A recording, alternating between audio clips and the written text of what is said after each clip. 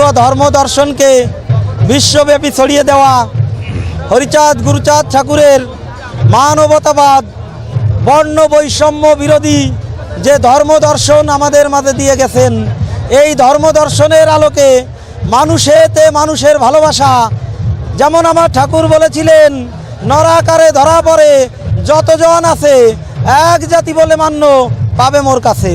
সেই ধারাবাহিকতায় সেই হরিচাঁদ গুরুচাঁদ ঠাকুরের আদর্শকে সামনে রেখে আমরা আজ প্রায় লক্ষাধিক ভক্ত একসঙ্গে মিলিত হয়ে শ্রী শ্রী হরিলীলামৃত থেকে পাঠ করলাম।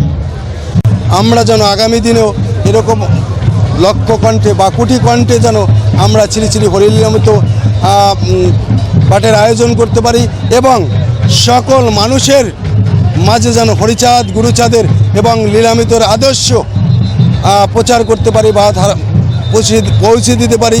আজ লাখো কণ্ঠে লীলামৃত পাঠ হলো, এতে আমি অংশগ্রহণ করে আমি খুবই আনন্দিত। কেননা আমার ঠাকুরের নাম, আমার ঠাকুর যেভাবে এই নিচু জাতির জন্য যে আপ্রাণ চেষ্টা করে গেছে, সেটা এই বৃহৎ পৃথিবীতে মানুষের অগোচরে থেকে গেছে, যেটা এখন এটা বিশ্বব্যাপী একটা আলোড়ন সৃষ্টি করবে। আমার হরিচাঁদ ঠাকুর, আমার গুরুচাঁদ ঠাকুর সম্পর্কে সারা পৃথিবীর মানুষ আজ জানতে পারবে। পূর্ণবর্ষ শ্রী শ্রী হরিচাঁদ ঠাকুরের 215তম জন্মজয়ন্তী উপলক্ষে আয়োজিত ভক্ত আশ্রয়স্থল থেকে যে লক্ষকণ্ঠে শ্রী শ্রী লীলামৃত পাঠ হলো, আমি সত্যি আপ্লুত। এরকম কোনো অনুষ্ঠান হয়তো এখানে আর কখনো হয় নাই। তা আমার মনে হয় যে অনুষ্ঠানটা দেখে বা শুনে সবাই আলোড়িত হবে এবং এটাই যেন সারা বিশ্বে প্রচার হয়, এই কামনাই রাখছি।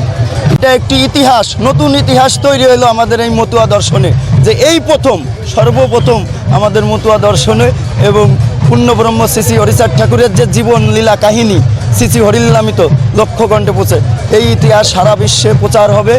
এইভাবেই আমাদের মতুয়া দর্শন সারা বিশ্বে এগিয়ে যাবে এবং এই বিশ্রামস্থলের যারা এই আয়োজনটি সুন্দরভাবে করেছেন তাদের আমি শতকোটি প্রণাম জানাই, যাতে আগামীতে যেন 10 লক্ষাধিক ভক্ত নিয়ে যেন শ্রী শ্রী হরিলীলামৃত পাঠ হয়। ভক্তদের কৃপায় আর যারা এই কমিটির উদ্যোগে যারা করেছে, এটা সুদূর প্রসারিত হোক এবং ভক্তদের অনুদানে যেন আরও দীর্ঘস্থায়ী হয়ে বিশ্ব চরাচরে যেন হরিচাঁদ গুরুচাঁদের নাম স্বর্ণাক্ষরে লেখা থাকে, এই প্রার্থনা আমি হরিচাঁদ গুরুচাঁদের কাছে রাখি। জয়।